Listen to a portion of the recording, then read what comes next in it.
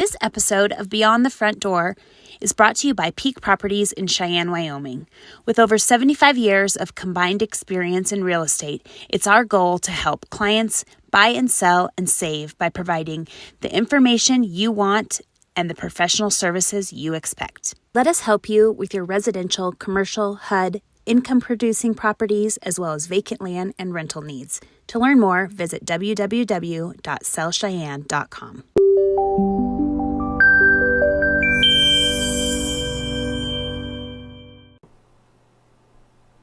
Okay, welcome. You're listening to Beyond the Front Door podcast with Lindee and Rhea, and we're real estate agents at Peak Properties in Cheyenne, Wyoming, and we bring you real estate stories that will inspire you, make you laugh, cringe, maybe cry.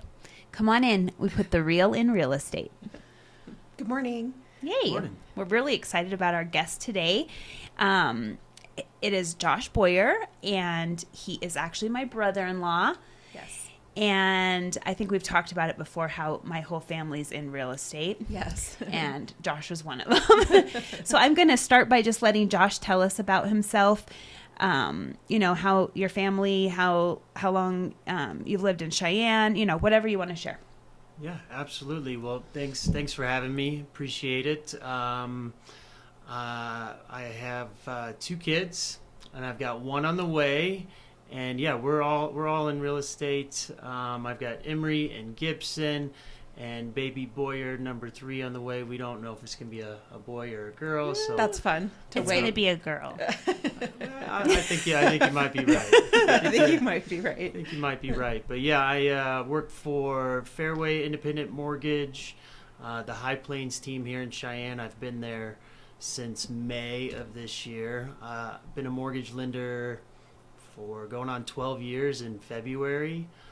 Was at a company for a little over 10 years of that time, and mortgage world's kind of taken an interesting turn over the past year or two, and so there's been some changes in the mortgage world, and thought it was a great time to make a change in May. Yeah, Yeah. I think so. The whole real estate market kind of changed, so we kind of had to adapt. Yeah, when you're selling something for 2 and 3 times, when you look at interest rate, 2 and 3 times more than what you sold it for a year and a half ago, it's been a different Changes market. Yeah, Yeah, it's absolutely crazy. So, what brought you to Cheyenne?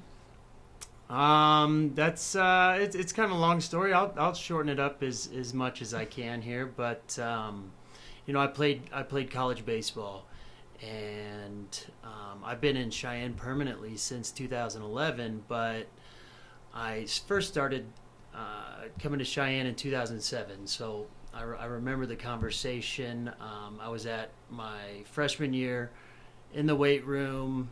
My coach was in there, and he got a phone call from a summer coach out in Cheyenne for the Cheyenne Grizzlies. It's a summer collegiate baseball league, and they were looking in particular for a shortstop. And I'm left-handed, so that's not me. And they were looking for Tony Spencer. I remember it pretty vividly, because that conversation kind of changed the course of my life. And coach said, hey Tony, you interested in going to Wyoming this summer to play baseball? And Tony, he'd already signed at Southeast Missouri State, and you could tell right away he wasn't very interested in going to Wyoming to go play baseball. And I kind of chimed in. I said, hey, they looking for any left-handed pitchers? Just kind of jokingly, really. And the coach, like right then and there, asked the coach up in Cheyenne if they were looking for any pitching, and he's like, yeah, we can always use left-handed pitching. And I was like, well, okay, I'll look at it. I've never been to Wyoming, so. Where was this from? Like, where were you at the time? So I was in Farmington, Missouri. I was playing junior college ball at Mineral Area College. It was my freshman year. I was probably still 18 years old. And so I went home. I said, hey, Dad, there's this, college summer league. I don't know, you go stay with host parents. It's out in Wyoming. And his eyes lit up, and I was like, what? He's like, you're going. And I'm like, what? So it turns out he went to University of Texas, and he had his roommate was from Gillette, Wyoming. Oh, interesting. Oh my Yeah. gosh, I didn't know that. That is crazy. So his roommate was from Gillette, and they used to come backpacking up in the Wind River Mountains. And so I told him Wyoming, and I thought Cheyenne was this big city, and I was like, Oh, you were yeah, in for a yeah, awakening. Yeah. So I ended up in Cheyenne that summer, and there's something about a Cheyenne summer. 70 degrees, no humidity like Missouri, and Those big, beautiful skies. Yeah. Yes. and shout out to Ron Cayley, the owner of the Grizzlies then, and my host parents, the Belmontes and the Browns, for Yeah. taking care of a bunch of 18, 19-year-old kids. And the ball was fun. I loved Vitavu was one of my favorite spots, and had some success baseball wise, and had another year at my junior college, and I said, hey, I'm gonna come back next summer. And there was 3 or 4 of us that became really good friends that summer, and we said, yeah, let's go back to Cheyenne. And so graduated from Mac, came out to Cheyenne for that summer. I still hadn't signed to a 4-year school yet, and that summer actually I met Krista. You guys might know Krista, right? And so immediately we clicked, and we started dating right away, and eventually I ended up at Northern Colorado. Played baseball there for my last 2 years, and we actually had our daughter Emery in my senior year of college. And so once school was over, baseball was over, it naturally just ended up in Cheyenne. I know my dad, he was so excited for me to go out to Cheyenne to go experience Wyoming, and I don't think he knew I'd end Stay up out here. Yeah, permanently. He probably thought you were coming back home at some point. Thought I might come back, but yeah, I have 3 younger brothers. I'm the only one that kind of ended up outside of our little hometown, but I love it out in Cheyenne. I really do, and got a degree in finance. I wasn't exactly sure what I was going to do after college. I coached for Post 6 for a little bit, then went to Riverton, Wyoming, worked on the res at the Arapahoe Middle School, teaching kids how to read. They had some lower test scores up there, so there was this state program called Wyoming Reads, and we just did individual tutoring sessions with kids up there from first grade to 8th grade, and that was cool. But it was 4 hours away, and How do you go from a finance degree I to don't know. It was teaching give kids me to a job. read? It was- Oh, okay. It was Okay. one of those, where can I get a job, right? Yeah. Yeah, I gotcha. mean, I Okay. was coaching baseball. They don't pay all that well, and they said $29 an hour, and my eyes kind of lit up like Sure. my dad's when I talk about Wyoming, right? And a buddy of mine that I coached with that summer, we're like, yeah, we'll go up there, and so that was about October. We went up there, and it was a really cool experience. We did some hunting up there. I got to see the Wind River Mountains that my dad talked about. Yeah. And by the time January rolled around and making that trip and hitting a deer by Sweetwater Junction, I just about had enough of being up there all week and driving back during the weekends. And so in January called it quits, and by February I had applied at a ton of state of Wyoming jobs and just wasn't having any luck with, I had a degree in finance. I was starting to wonder if it's because I didn't, go to University of Wyoming. And Sure. Duh. Yeah. Just kidding. I'm kidding. and with Deb and Krista being in real estate and me with a finance degree, naturally it just made sense to try to be a mortgage lender. And this is another kind of ironic story. This gal, she was a loan officer at Wells Fargo, and she had worked with Deb and Corey on a couple of deals, and Deb started talking about me, like, hey, my future son-in-law. You know, he just graduated. He's got a degree in finance, and she's like, oh, you should have him come apply at Wells Fargo. And I'd never met this gal. Her name was Deanna Mills, and so I interviewed at Wells Fargo to be a mortgage lender. You know, had no experience in the industry at all, and but you know, got the job, and 3 months later, I'm doing a loan. And at Wells Fargo, at a bank, you can kind of lend anywhere in the country. My younger brother's in the Army, and I was doing a loan for him back in my hometown in Farmington, Missouri. Cool. That's pretty cool. And Deanna worked at the Dell Range branch. I worked downtown, and we had weekly meetings.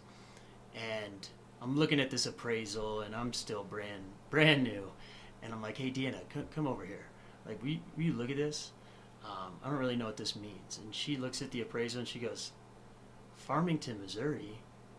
Who do you know from Farmington, Missouri? And I go, well, it's my brother. That's where I grew up. And she goes, I'm from Farmington, Missouri. Oh, interesting. Like, you gotta be kidding me. Like, what? Are you small kidding? world. And I was like, you're the Mills, like the basketball coach Mills? And she's like, yeah. And I'm like, because Farmington is like how many people? I think it was like 14,000 people, and it's everybody knows everybody. Everybody knows everybody. Yeah, there. And somehow you end up in Cheyenne. Yeah. I feel like we feel that way sometimes with. I know we're in Wyoming, but you run into people and you're like, you're from Gillette? We're all like tied together somehow. One step removed. Yeah. Yeah. Yeah. So, I was at Wells Fargo for a while, and Wells Fargo is a tough place to do home loans.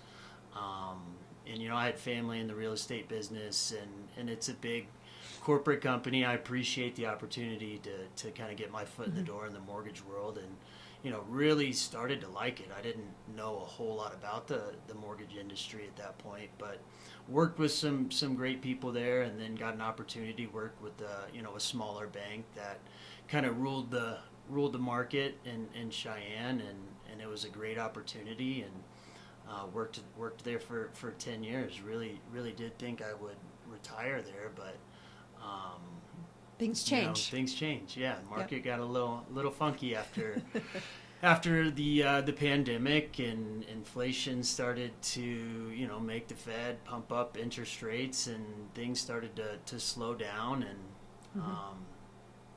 just it was the right time to make a change, and I really couldn't be happier with the company that I'm at with Fairway. So yeah, here we are. I wonder how many stories we're going to hear where your mom is at the bottom of them. Sort of helped. Isn't that funny? Yeah, catapult somebody into their life. It just seems like she's always paying attention to those things and kind of trying to get people where they're meant to be. So she's great at that. Yeah, very appreciative of that. Yeah. Because you get a finance degree, and I always knew I wanted to go into business. I was a good student. I was a ball player at heart, but I was a really good student. Yeah. Knew I wanted to go to business, and I remember being asked by your counselor in college, like, okay, you want to major in business, got it. Like, what do you want the emphasis to be? And I was not prepared for that question. And then high school, how do you really know? I mean, you kind of have, you probably knew business, finance, those were your skill sets, or that's where you're the strongest. But how do you actually know where that's going to take you in terms of a career? And you probably didn't even know the words mortgage. You know what I mean? No, not even kind of. No. And so, you're 19, 20 years old, and they say, hey, what do you want to emphasize in? And literally, I was in that office, and I looked at the list of 4 or 5 things, and it was management, it was finance, it was accounting, and I was like, accounting is boring. Management, yeah, let's go finance. And so, I got the degree in finance, and 70% of the way through, I'm like, well, this is most of these guys are going to be, they're going to be financial advisors or insurance agents, that kind of thing. And that just wasn't for me. And when you're 21 years old, 22 years old, you move to a new community, you're like, know anybody with any money. Yeah. You know? Yeah, I right? don't- Well, and you're so It's hard. young, and if you're going to be like a financial advisor, it's just like in the real estate world. If somebody comes in to be a realtor when they're 22 years old, how do you gain the trust It's Right. hard. of yes. people around you? So yeah, that makes complete sense. That brings up a good story because I was, my grandparents, they have this place in New Mexico. And we were there for Thanksgiving. And he, you know, he's a pretty successful individual. And he said, "Hey, Josh, so what do you want to do after college?" And I said, "Well, I think, you know, naturally, I think I'm going to be a financial advisor." And he looked me straight in the eye and he said, What makes you think a young pup like you, I'm going to trust $2 million of my money with someone fresh out of college? You don't know anything." Yep. And that was a Eye opener. big eye opener. And I was like, okay, maybe I Need to rethink that. Maybe I need to rethink this. And so, you know, I had a couple of job offers out of college, and just didn't feel like it was the right move. I just didn't have that faith to leap on, and the insurance side of things didn't really intrigue me all that much either. And so I coached baseball for a while. That sounds like a lot of fun too. That is. Yep. Do you have any, you know, as a lender, we always hear these like crazy stories, and they're always cautioning, you know, our buyers, don't buy anything before you close on your house because you can mess up a deal. Have you heard any stories where someone or has it happened to you at all, bought a car the day before closing? Yeah. I hope not. It hasn't happened to me, so I hope. I mean, it happens to you once, and then you just reiterate it at the very beginning. Like, don't buy anything on credit. Don't buy anything on credit. Don't apply for credit. Don't apply for it. Don't do anything. Don't breathe. No. Don't buy furniture. I know you want to furnish your Don't house. look at the furniture. Sure. Don't think about it. No. You know, you've heard the horror stories. People buying a vehicle right before closing, and you know, it's after you do the credit pull, you get their job and income verified. You know, you show that they have the down payment money. And then they, you know, in 2 weeks before closing, they'll go out and buy a vehicle, and now your debt ratio is too high. You can't afford it, man. It's happened. It hasn't happened to me with the vehicle purchase. What about losing a job? Losing a job has happened. Quitting a job. You know, the quitting the job. I've had this happen. That's actually happened, or just not necessarily quitting, but switching jobs, and not thinking that you have to tell your lender. Right. That's a little frustrating, but you know, the good loan officers can think on their toes, and that one instance that I'm thinking about, we did get it done. We got the loan closed. It's not like he quit making money. He just making it in a completely different career field. So, so that's, I guess that would, just to back up for a second, if you switch companies and it's the same career, is that easier than if you do completely change careers? If you completely change careers and you go to like an hourly position where there's no guaranteed hours, 2 weeks before closing, there is no 2 weeks before closing, because there is no closing. Okay. So, you know, my story in particular, and I got bad vibes from this particular gal right away. You know, she came in to get pre-approved, and she brought her cat with her on a leash. Oh. She did. She brought the cat with her on a leash, and you know, I'm a dog guy, so I just, you know, I am. That's funny. She, you know, came in with the cat on a leash, and we shut the door because the cat, during the whole interview, meowed the whole time. Oh my goodness. And this gal, and she's, you know, a little aloof, kind of, you know, a little scatterbrained. She's like, you know, she's never normally like this, and I'm like, that cat's never. Cats do not leave houses usually. No, they don't. And definitely not on I a was leash. like, this cat's never been on a leash. I mean, before. cats are in charge, right? Cats are in charge. You don't. I'm sure they're thinking, that cat was thinking to itself, "Why am I on a leash? Yeah. I'm the one And that like, rules to the bring an roost here." animal to a place of business Yeah. that's not super tame, or that wasn't invited is Sure. or making prearrangements, because if you have a service animal, like Right. communicating Yeah, with what- somebody what that you if have a somebody service was It's animal. allergic interesting. I to don't know if I've cats? ever seen someone bring a cat No, in public. no, I, that was my first time. That was- So that was my first time, and so I get her pre-approved, and there's a lot of moving parts with her financial situation, but we get her pre-approved to buy a house, and we're a week and a half away from closing, and some lenders will do a soft pull on your credit report towards the very end of closing. Most of them do, and we figure out if you got new debt, if you stopped making payments on things, Mm-hmm. and she had stopped making payments on credit cards. Wow. And with that, each lender's different, but we had to pull a new credit report, and at that point score was Too low. too low. Mm-hmm. And I said, what were you doing? Mm-hmm. What were we thinking? And she said, well, I needed the money for the down payment, so I just stopped making the credit card payment. yeah. And so it's not like she got something new. It's not always about getting new debt things. or a new vehicle loan. Mm-hmm. You got to make sure that you continue to pay the stuff that you're already obligated to. Mm-hmm. Yeah. Yep. 'Cause And we'll find sometimes out. and sometimes that is what happens is you're under contract, and then you have to tighten up your finances because you are saving for a down payment, and Yeah. you kind of just have to go on like a spending freeze till you get that house Well, bought. and really kind of a freeze overall. Yeah. Like, don't switch jobs, don't spend money, Don't do anything. Don't do anything. Sit tight until this is done.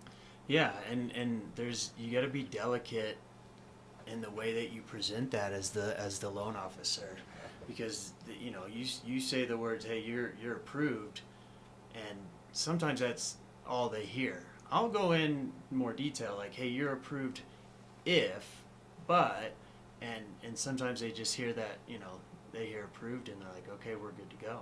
Sure. And a good loan officer will reiterate, like, hey, keep your job. Mm-hmm. A lot of time, like, keep working the overtime. If we're using overtime to help you qualify, keep doing that.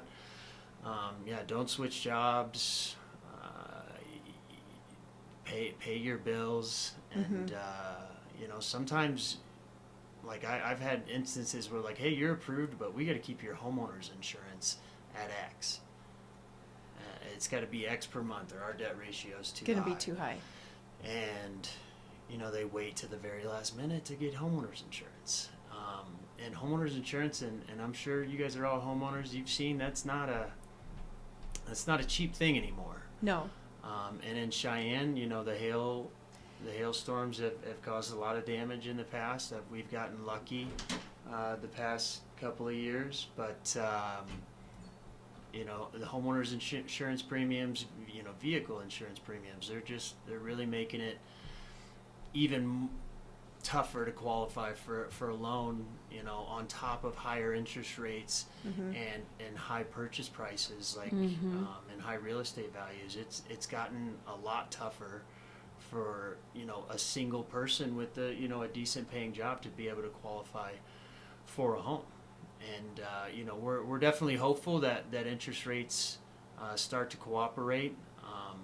I think that's probably the most optimistic thing that can happen, because I'll tell you, I don't think home prices We're gonna are come coming down. Not even a little bit. As a matter of fact, if there's one thing I would tell you, if you're ready to buy a home, if it's the right time to buy a home, and you can find the right home, because there is a very low amount of inventory out there right now, so don't just buy one just to buy one. Make sure it's the right one.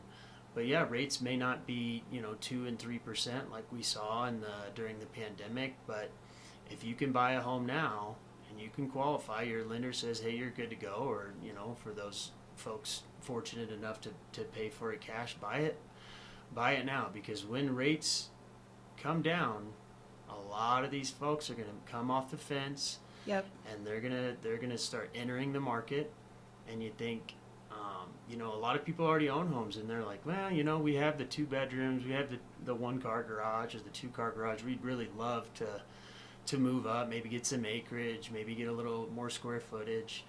but those people are not leaving their homes right now, and they're 2 No. and 3% rates for 7 or 8. But they may for They may 5 for or 4 6. or 5. Right, Yeah. right. Yeah. And so you're going to have a lot more competition at that point.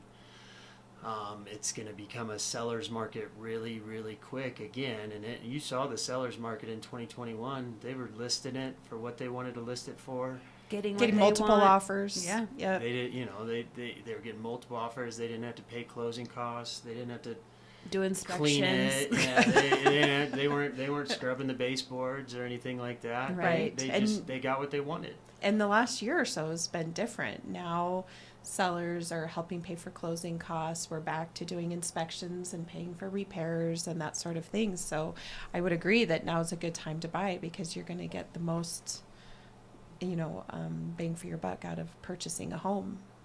And I think, from January 1 to, middle into March, if you're ready to buy, I think you're going to see really, really good returns if you buy in that time period, because I think once summer hits and if inflation continues to slow down and we start to see some holes in the in the job market, which have already started, you'll see the Fed stop tightening monetary policy so much and maybe start lowering rates than faster than we thought they would. We're expecting 3 rate decreases this year. That's kind of the consensus among the Fed members. The market's already priced in more than that. But unless there's a crazy increase in wages or jobs, or a decrease in the unemployment rate, or inflation starts to spike back up again, that's where we think rates are headed. Personally, I could see rates getting a little bit lower this year. The market has already priced in more rate decreases than I think the Fed is going to do this year. And so there might still be people on the fence, like hearing that, going, okay, over the course of 2024, they're gonna lower rates 3 more times. Mm-hmm. That's already been priced into the market. So if you're they shouldn't wait. They shouldn't wait, because unless they decrease it more, rates might stay pretty stagnant here. And the 30-year mortgage rates it's in the upper 6s right now. VA and FHA loans are a little bit lower, but I think we could see, finally some, rates not just going up and down every single day. Leveling off a little better. That makes my job a heck of a lot easier, trying to, just locking it in and not worrying about it going way up or not worrying about it going way down before we close on it, because that, in 2023, the rates, in a month could be 1% different. Mm-hmm. So what do you do if you pre-approve somebody and you lock in a rate of, let's say 7.2% or whatever the case is, and the transaction drags along a little bit, for whatever reason, maybe it takes a little while to sell the home or whatever, and by the time we're getting ready to close, it has dropped below 7%. What do you do? Are they still locked in at the 7.2, or how does that work? That generally, yeah. Okay. Once you lock in a rate, you prevent it from going up, and you don't always get the lower rate. Are there ways around it? Yeah, there's, we don't want to lose a deal if it's 7.25 and the rate drops to 6.5 in 30 days. Right. That can be several $100s depending on your loan amount, and sometimes you can renegotiate that rate. Okay. You can. It's it happens. I mean, we certainly don't want to lose a deal. Sure. There might be big pay cuts to the company that you may not be able to renegotiate it, but we don't want to lose it to another lender who doesn't have them locked in already. Sure. Right. So there are ways to renegotiate rates if they get lower. Enough to make that lower. worth it. Yeah. Yep. And that happened to I got lucky to where I don't think I locked anybody in at 8%, and in 4 weeks, y'all, it was where we're at right now. It might be 6 weeks, but you know how contracts go. 30 days is pretty normal for, you know, when Sure. you sign a contract to when you sign the closing papers, 30 days is pretty normal. Sometimes it's 6 weeks, sometimes they got to sell a house. But when you see rate swings like that, I mean, I'd rather have it stay at 6.5 for a year than go from 7 to 6 to 5.5 to 6.5. And those Yeah. big price Yep. swings make your job as a loan officer really tough, because we can't predict the market. No. We can't. We can follow what the Fed does and what the 10-year Treasury yield is doing. But as we've seen, especially over the last couple of years, this economy is incredibly unpredictable. I mean, how many times did you hear the word recession Yeah. over the past year and a half? Yes. And there's a lot of folks that will say that we were in a recession. But you know, the last great recession that we had in 2008, when I, you know, still in college, real estate values they tanked at that particular time. The average loan to value percentage during that time was about 81% though, and right now it's like 50%. So people have a ton more equity during this maybe period of potentially going into a mild recession than they ever have. So I just don't think that we're going to see real estate values drop. I mean, No. I really don't. And I think this first quarter of 2024, you know, any real estate agents that have clients that are on the fence, I promise you, this is the time to buy So a house. is that your piece of advice that you would like the listeners to hear right now? Absolutely. I mean, you can wait until rates go down, but then you're going to be competing with this guy and that guy, and the sellers are going to start puffing their chest out again, and they're going to go, I'm not paying your closing cost. I'm not fixing that. That's you know, that it's not a furnace. That's you want these things that need to be fixed. I don't have to, because I've got 2 other offers. Yeah. Yep. And it's weird to say, because you know I chose to go into mortgages. You know, I got really lucky in 2012, and rates were 4% at that point in time, and you know, they never really got above 5 for 10 years. That is So, incredible. I mean, for a short period of time in 2018, they were 5.25 and 5.5 maybe, and people were losing their minds. Yeah. And I was too. I was like, what is this? 5.25, 5.5. I wish it was 5.25, 5.5. Yeah, now we'll take it. Yeah, we definitely take it. But you know, when you see these enormous rate swings like that, it's just it makes your job tougher, makes my job tougher. You know, for buyers and sellers, like it makes it a lot tougher. It'd be nice to have some stability in the interest rate market, just so you know, if you qualified somebody when rates were at 7%, and then all of a sudden they're shopping for 2, 3, 4 weeks trying to find the right house, and you should always try to find the right house, something you can stay in 3 to 5 years, and the rates jump 1%, you could go from qualifying to just not even qualifying Yeah. anymore. Yeah. And that's tough. It's a tough market to be in for first-time home buyers. But it's gotten better in the sense that there's some great programs out there with low interest rates and low down payment requirements for first-time homeowners. And I do you guys know of a homeowner that's owned their home for 5 years that says, I wish I would have never bought a house? Never. Anybody? No. I've never heard that. No.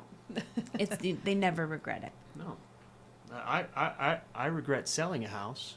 Yeah. Exactly. absolutely. Agree. Right. Yes. Yeah. Yeah, the first house we sold in bought it around 2008. Yeah. Sold it in 2016 when we made the next move up, and you know, me being a lender, we see the appraisals, and on appraisals they use comparable sales, and I was doing a loan for a property near the one that I had sold, and I saw my house. It sold that I sold in 2016. It sold again in 2020 for more than twice what I sold Made. it for. Oh, Yeah. wow. Yeah, it was kind of one of those fall out of your chair moments that maybe you could have kept it and made it Rented work it. and turned it into a rental, and you kick yourself, but when you buy a house sometimes and you want that equity from the home that you sold, Go into the next one. Yeah. yeah, then sometimes you don't have a choice, and like unlike a lot of others, I don't know how I would I don't know how I would be as a landlord. I really don't. Having the chance that somebody doesn't take care of the property the way that you would, and renting it out, and Yeah. you after a while you start to deal with a certain caliber of people that take care of their credit, that can buy a home, that have jobs, and maybe maybe you get that perfect renter that takes care of the property just as good as you would, but I've had a ton of clients that tell me their horror stories, and Oh, yeah. people that have trashed More their horror stories than properties. good stories, I think. Yeah, I'd love to hear more of the good, The good stories. Yeah, I would. But, Well, I will say, even though that does happen, one of the things that we talk about here, we've talked about here on the podcast, but just out in general with friends and such, is thinking bigger. Like I think Grant and I can look over the years, the homes that we have owned, and I think, why didn't we keep that and rent it out and then purchase the next home? Because then you're acquiring real estate, Mhm. and that's very rarely ever a bad thing, right? And so, I think we get locked into thinking we have to sell this house to buy this house. And in probably a lot of situations, that's absolutely true. That is what needs to happen. But I would also encourage listeners out there to just take a gander at, is it possible to keep this property and rent it and still purchase another property? Like, what does that look like? And just have the conversation with your lender. Is this a possibility for me? Does this make sense for me? Because ultimately what we want for people is to be financially stable as they're moving forward and, growing older. And so just that thinking bigger is something I think that what does happen to me sometimes is I just get limited in my thinking that things only can happen a certain way, and Right. they can happen in other ways. So just So something a to lot remember. of people made a lot of wealth, starting in the early 2000s, when it was, it was easy to get a mortgage in the Right. early 2000s, right? There wasn't near the documentation requirements or, the verifications that we have to go through ever since 2008 with the Mhm. subprime mortgage crisis. Yep. Mortgages are done, and they're sold to Fannie Mae and Freddie Mac, and those companies. They don't have to buy the loans that are originated by these mortgage companies. They don't, and so they're going to make sure that they have they meet the requirements, the credit score requirements, the income, the continuity of income. Mhm. Did you have the assets verified? And there's a lot more to it than that. But mortgages are done a lot more thoroughly than they were back in the early 2000s. But we had a lot of folks that built a lot of wealth, putting a little bit of money down, living there for a year or two, buy another one, turn that one into a rental, and then you had that cycle. And some people made a lot of wealth doing it that way, and some people didn't do so well, right? Sure. When property values started to fall, and you had one bad renter, or that kind of dominoed to where you couldn't pay this mortgage, now you can't pay that one, and all of a sudden you have people that aren't making a whole lot of money but own 4 or 5 houses, right? And if one thing goes wrong, it's a domino effect. Sure. And that's why we had a big surge of foreclosures in 2007 and 8 and 9 and 10 for that matter. And the whole way the mortgage industry worked was completely turned around, and I learned it kind of the hard way, which was a good thing. I always kind of take that as a blessing, because there's a lot of professionals that used to be able to do mortgages and not have to put a whole lot of work into verifying if that person could repay that mortgage. Well, I think that it seems like over the last year, there's been a lot of fear mongering online of people saying that we're in a housing bubble or the housing market is going to crash, and just really scaring people. And I think a lot about what you just said, in that there's a lot more hoops to jump through. There's a lot more that goes into qualifying for a mortgage now. So it's different than it was in 2008. And plus, like you said, people have so much more equity in their homes now. It's just as a different situation. And I always tell people, talk to your lender, talk to a lender. Don't just listen to the stories you're hearing online, because it's a different beast now than it was 15 years ago. So. Yeah, we're not seeing a big surge in foreclosures. We're not seeing it, and that was and I would encourage the listeners, if you're like, what is he talking about from 2008? Like, how did that happen? How did we get in such a bad subprime mortgage crisis? The easiest thing to do is watch the movie The Big Short. Okay. Yeah. It's a fantastic movie. I remember watching the movie, and 10 minutes into it, I'm like, hey, I know this guy, and I've read about that guy. I'm like, where have I seen this movie before? And I realized, I'm like, okay, yeah, I read the book. I forgot that I had read that book, and I'm watching the movie, but the movie does a really good job, and ladies, Ryan Gosling's in the movie, so there's the incentive. And every once in a while he'll like turn to the camera, and look directly into the camera, and kind of dumb it down, right? Mm-hmm. And I just think it's a really good for the average American consumer. That's like, how did we get to this Great Recession? And that was a big part of it.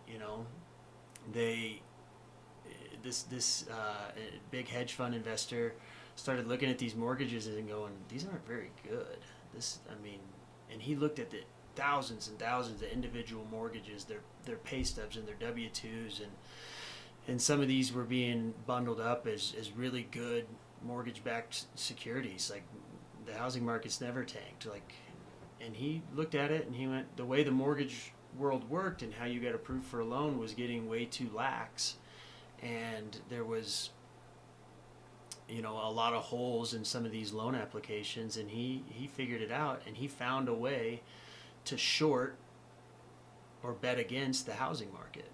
And he made millions and billions of dollars, unfortunately, at the expense of the United States economy. Wow. But it was a real eye-opener, and then you saw certain things come into play, like Dodd-Frank and the ability to repay and the qualified mortgage rule. All those new regulations came into play, and we tend to do things the right way. We can still get creative, and I'm not trying to scare people and say, hey, it's impossible to qualify for a mortgage, but they just want to see a little more stability in your financial situation than what they did 25 years ago.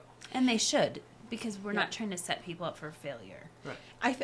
I liken it to traveling through the airport prior to 9/11 versus now, right?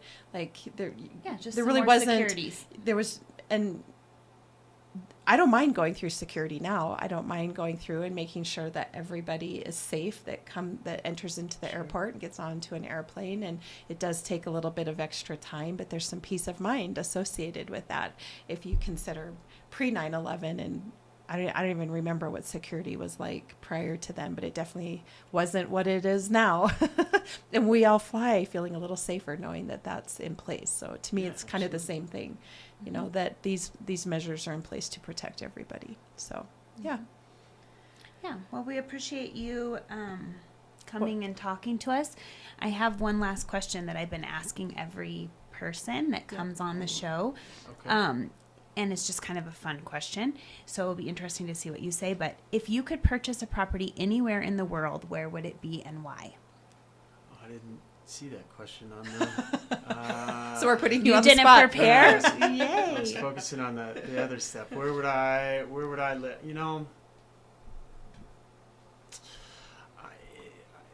I would say in the mountains somewhere. Yeah, and somewhere in Wyoming. I really would. a lot of people, I'm guessing, are saying somewhere on the beach in Costa Rica. I mean, that wouldn't. That's what I said. So- Nobody has said that Nobody except for has me. said that. Actually, Nobody? interestingly enough, everyone's kind of like you. They want to live. They want to. If they could purchase a property, They're not anywhere, far from where. they live, so they can access it, right? Yeah, it'd be cool to have a big hunting property. Maybe it's back in my hometown in Missouri. Just families there, and but yeah, I don't know if I'd necessarily want the beachfront property or anything like that. I'm more of a mountain guy than a beach guy. So, if you could have both, yeah, sure, I'll take both. But I would say somewhere in the mountains with a couple 100 acres and good hunt land, a nice little cabin or lodge. You can bring your friends out there, that type of deal, and just escape from the everyday. That would be mine too. Very close. I love that. Well, thanks so much for joining us today, appreciate you guys Josh. having me This has on. been great. Yeah. Yeah. Thanks. Yep. This episode of Beyond the Front Door is brought to you by Peak Properties in Cheyenne, Wyoming. With over 75 years of combined experience in real estate, it's our goal to help clients buy and sell and save by providing the information you want and the professional services you expect. Let us help you with your residential, commercial, HUD, income-producing properties, as well as vacant land and rental needs. To learn more, visit www.sellcheyenne.com.